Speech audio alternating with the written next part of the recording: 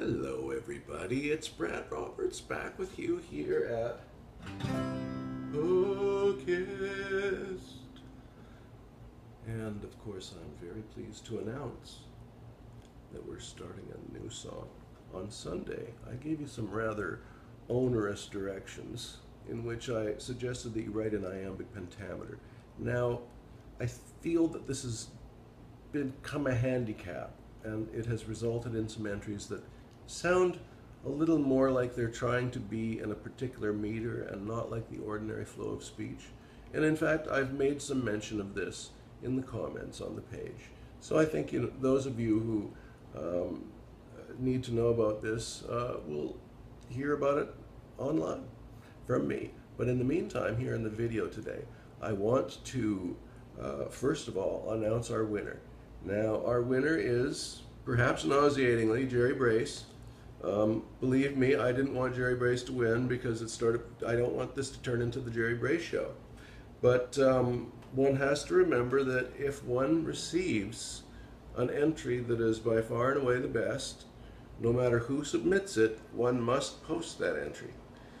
This, of course, reminds me of the dilemmas faced by people in political institutions or politically motivated institutions like, say, academia, where choices for an employee are not based necessarily on their ability, but perhaps the fact that they're different. That's my political rant for today. I'll leave it at that and move briskly back to the business of songwriting, where this form is more properly situated. Now, Jerry Brace. What is Jerry Brace's line? Why do I like it? Well, let's take a look here. I've got before me a quotation from the man himself. The snap of a twig, the shuddering breeze, the darkness brings a familiar unease. Here we have a line which does so many things. It, first and foremost, it sets a tone, it sets a mood. The snap of a twig, the shuddering breeze. Just two very simple details that say so much. And then the darkness brings a familiar unease.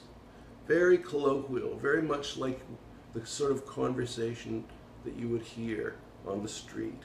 A nice informal tone.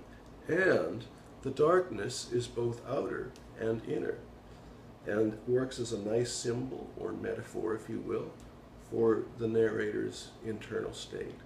Lots going on in those two lines. So, Jerry, you've done it again. Tomorrow, and I must say that we are one day off course, but that's okay, because you guys are so tremendous that I'm quite sure you could deliver a song in half the time that I've set us. We won't have to do that, though. We're going to be just fine with starting up as though fresh, and on Wednesday, or for that matter tonight, Tuesday night, you may go ahead and write the next two lines, which will be, of course, a rhyming couplet, just as you've all been submitting.